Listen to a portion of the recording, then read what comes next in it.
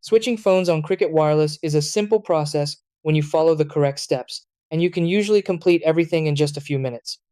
Whether you're moving to a new Android or iPhone, the goal is to make sure your device is compatible, activated properly, and fully ready to use on Cricket's network. To get started, first make sure your new phone is unlocked and compatible with Cricket Wireless. You can quickly confirm this by checking your phone's IMEI number on Cricket's website.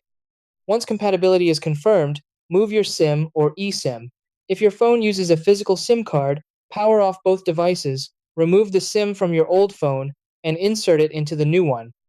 For iPhones with eSIM, you can transfer it directly through settings by selecting cellular options and transferring from another iPhone. Android eSIM transfers usually require help from a Cricket store. After that, activate your device by visiting cricketwireless.com/activate and following the on-screen steps. Restart your phone once activation is complete. If you're on Android and mobile data doesn't work right away, you may need to manually enter Cricket's APN settings. Finally, sign in to your Google or Apple account to restore contacts, photos, and apps. Then make a test call and check mobile data to confirm everything is working.